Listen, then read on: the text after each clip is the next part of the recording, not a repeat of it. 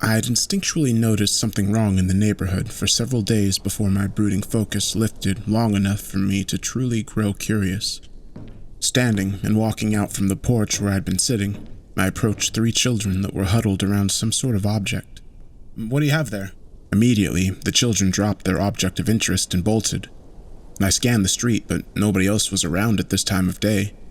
The object they dropped was a book, and that was the odd thing. I had recently seen children walking around with half-hidden books, magazines, and even newspapers. That might have been normal in my day, but modern children were obsessed with their phones and video games. Why were they all walking around with artifacts of the written word? A Tale of Two Cities. I dusted it off, flipped it over, scanned the front and back, opened it up. Nothing inside. Flipped the first page. It was the worst of times, it was the best of times. It was the age of foolishness, it was the age of wisdom. I frowned. It was technically correct, but the phrases were out of order. "Hey, where did you get this?" The darting children rounded a distant corner without more than giggles and screams. Patience. I had it, they didn't. I watched from the porch for the next several days, waiting for the right moment. It came without much fanfare. An older boy walked past with several of his friends in tow. None of them looked down the row of bushes in the yard that led to me. None of them were concerned by my presence. I followed them nearly a block behind. They did look back at several points, confirming my suspicions about a neighborhood secret. But I casually evaded their worried scans. They turned into the old Dotson lot, now overgrown with heavy brush, and I followed them beyond, into thicker Virginian woodlands that lay untouched past the edge of our suburb. It sat right off the edge of an old trail, flanked by centennial trees. There was no weird device, no flaring energies, no fanfare at all. Just an odd and highly irregular oval of blurred space. Beyond sat a suburban street lined by houses. I actually wasn't too surprised. I had several days to think and guess. What else could it have been but a portal to another dimension?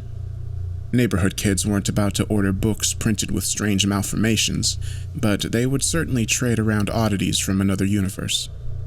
The boys ahead had disappeared into the vast breach, and I'd seen children acting oddly for weeks, so I assumed there was little threat from biological contamination. We'd have all been dead much sooner if there was any threat of that. I hadn't seen any suspicious activity at night. Best to be back by nightfall. The kids might have found out something about the behavior of the portal, and they'd probably spent weeks poking at it before daring to go through. There was every chance it disappeared at night, or maybe it changed destinations, stranding anyone on the other side. I hadn't heard of any missing children, so I guess they'd taken the appropriate precautions. Peering beyond, I tried to notice anything out of the ordinary before crossing the threshold, but it looked like any other suburban town. I stepped through, noting no unusual sensations. The bridge between dimensions seemed to be stable enough. The moment I crossed, I realized that there was a problem. The portal back was a 10-foot-long jagged oval, and it was sitting in the middle of the street. There was no commotion, no hubbub. No one had noticed a portal to another universe hanging around and blocking traffic. That meant that this portal was new to this location. The suburb was newly built and empty, or very old and abandoned, or everyone here was already dead. Straining my ears to listen to the absolute quiet, I gradually began leaning towards the most grim analysis. The closest house to the portal had broken windows. What time was it? A little past noon? The neighborhood kids had clearly begun systematically looting, but it was impossible to tell whether it was a new daily location or whether the portal only went here. And why had the portal been created at all? There seemed to be no significance on either end. I heard the older kids smashing about in one of the nearby dwellings, so I chose a quick direction, and I soon came to houses that had not been broken into, carefully eyeing the vector of the portal's backyard emanation. I came to a split-level house that was unremarkable, except that a hole had been carved out of one wall of a size that matched the expanding cone of the rift. A strong breeze at my back, I approached the repeatedly swaying front door. If it wasn't already closed by the wind, yes, the wood near the knob had been ruptured by someone who had been very desperate to either escape or get inside. I stepped across the threshold, only to crunch across glass. After clearing several corners in the living room and kitchen beyond, I backed into a safe area and looked up. As I'd guessed, every light bulb that could be seen had been purposely broken. What had happened in this house? "I know you wrote it down," I said to the still and silent darkness. "You always do." As if in response to my cynicism, the darkness offered up a book sitting quietly among the shards of broken glass.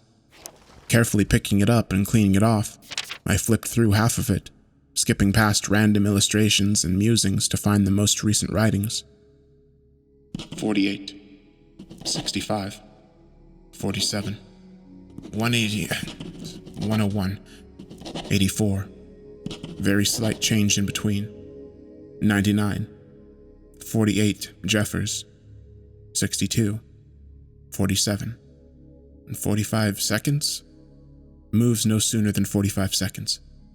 First appeared at 2 or 1 a.m., but slow. Hide. Break all the light sources. Done. Wait. Write down everything. Something is inside our house. We're sitting now. Nothing more can be done. All we can do now is wait. We first noticed it somewhere around 1 a.m. in the morning. David came over right about that time. He says he saw something weird in one of the neighbors' houses, but he didn't know what to make of it. Ryan and I were here house-sitting, but didn't notice anything strange until 2 a.m. It began with an eerie sense of unease. We were in the basement, watching a show on the we were playing cards. David felt it too, and thought he heard something. We went to the windows. It was a very dark night. Clouds covered the moon. The backyard lit only by 2 floodlights from the property across the way. Very thick fog rolled across the long expanses of grass and bushes. We saw a few lit panes in the house directly opposite ours, and through other windows, we saw a few lights on in a neighbor's house. Something seemed off about the shared backyards.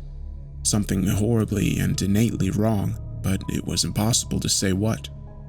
We went around the house, closing and locking every window and turning on every light.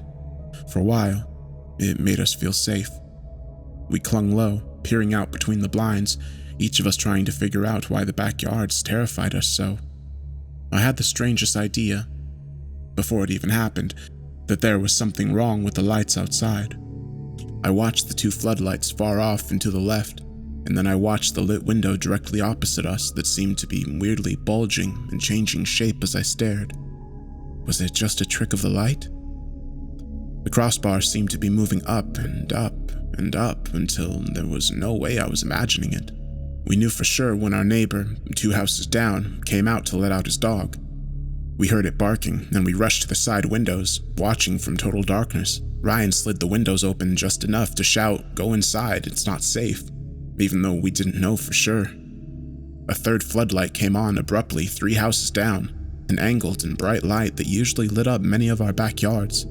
The back porch light our unaware neighbor had turned on suddenly went dark. A strangled cry rang out, the dog squealed in horrible pain, and we slammed our window shut in terror. There was something out there. Ryan suggested that it had been some large and fast-moving creature that had been lurking between us and the 3rd floodlight. David peered out the window, offering no ideas. I sat in a corner trying not to hyperventilate. We'd been afraid, definitely, but there'd been no proof until... "There," David whispered. "It moved again." We practically planted our faces against the glass. Our hapless neighbor's porch light was back on, and the middle floodlight across the way was out. Darkness dominated the space between our backyards. "What's it shaped like?" Ryan asked, confused. David just shook his head as he peered intently at the night. To block out that high-set floodlight, the thing out there either had to be very tall or very close. Gasping, I pulled them both down as the window began to rattle. We hid in the corner beneath the windows, not daring to move until the rattling stopped. Eventually, David peeked. As he did so, screams rang out from the house opposite ours. We peeked too, and we saw that the weirdly morphing window had gone dark. All the other lights outside were on at full strength. It's jumping from light to light," David breathed, looking rather sick. We watched intently as his guess proved true. One light came on, another went out, and our neighbors within that light screamed in pain and terror and went silent. Turn off all the lights," I whispered, my heart pounding. "We have to break all our lights." David stayed at the window and brought out his cell phone to call the police. Ryan and I hurried through the house, smashing the light bulbs with shaking hands. "I'm so sorry," Ryan said quietly as we met up in the kitchen, now cloaked in darkness. "I just wanted to hang out with you, and then this." I touched his arm. "It's crazy, I know, but it's not your fault. There's stories. Always stories." I remember our words because screams came from the basement when we rushed through the house. Pitch black radiated from a rectangle on the floor, darker even than the non-light of the basement at night. I realized our mistake at the same moment that I saw half of David lying in silhouette on the floor. With all of our other lights broken, the entity had jumped to the glow of his cell phone. An expanding rectangular cone of darkness lined the space from the phone on the floor to the ceiling. Ryan and I froze, not daring to move. What was this thing? Could it see? Could it think? Was it aware of us at all? Time wore on, and every muscle in my still body began to burn to its limits. If we made no sound, if we made no move, could we survive? As I felt myself about to break, light flashed by our windows. "Police!" someone shouted. "Is there anybody back here? Identify yourselves and step out." A few moments later, the void was gone from our basement, and blood-curdling screams echoed outside. A loud gunshot followed. Ryan and I plugged up all the windows with blankets and pillows as best we could, and then huddled in the basement. I thought to peer out with just my eye exposed and watch the thing leap from light to light in search of more victims. 45 seconds. It never jumped sooner than 45 seconds since the last. It barely missed Mr. Jeffers, our neighbor, who I can see hiding in the basement next to ours. If it could have jumped sooner and gotten him, it would have. It revels in the play of light and dark outside. That is its strength. It needs light, but without darkness, it has no place to hide. We just have to get to morning, and everything will be all right. The half of David that was outside the cone of blackness is starting to smell. 5 a.m. 6 a.m. Almost sunrise. Come on. No, it couldn't. I can see the sky lightning, but it couldn't jump to the sun, could it? Oh God. We're going to try to get it to jump to a cell phone again, then trap it in the laundry room. No windows, no escape. I'm so sorry. Sorry for what? I would never know. I dropped the journal, as the rest of it was blank. Moving further into the house, wary of unwarranted darkness, I quietly descended the steps into the basement. All the high, narrow windows within sat plugged by pillows and blankets, except for one. Half of a rotting corpse lay decaying in one corner. Covering my mouth and nose with my shirt, I moved further in. There it was, a single door, shut with no other means of access. That must have been the laundry room. I opened the door carefully, even though I knew the entity was already gone. A single, rotting hand lay within, holding a dead cell phone. Gray cinder blocks formed the walls. A small beam of light filtered through a crack in the foundation. That was how the thing had escaped. You never really had a chance. I took a towel from the dryer and threw it over the remaining hand. The best burial these people would ever get. I left the house without another word and proceeded back towards the rift. Had the darkness entity somehow bored through the wall and opened the portal? Perhaps that was how it arrived here in the first place, but if it had come to our world, it had only entered straight into a cloud-covered forest at night, found itself without a light source, and evaporated on the spot. A miscalculation in the most ironic degree. Or so I assumed, since the neighborhood children were playing with the rift instead of being annihilated. Or perhaps the rift on this side had gone somewhere else at that time. It was impossible to say, at least until tomorrow. I didn't normally entertain such grim thoughts, but I couldn't help but wonder, as I stepped back into my own universe, what it must have been like for the people on this world to look up and see their sun turning black, only to find themselves disintegrating a moment later. Friends, family, neighbors, all screaming in terror and confusion, and the rest of the world slowly rotating into a lethal sunrise with nothing but silence to warn them. Curious, I thought I'd dropped this journal back at the house. Shrugging, I tucked it under one arm and began walking home. my thoughts bitter and brooding. Hopefully tomorrow the portal will go somewhere else, and I'll have something to occupy my time.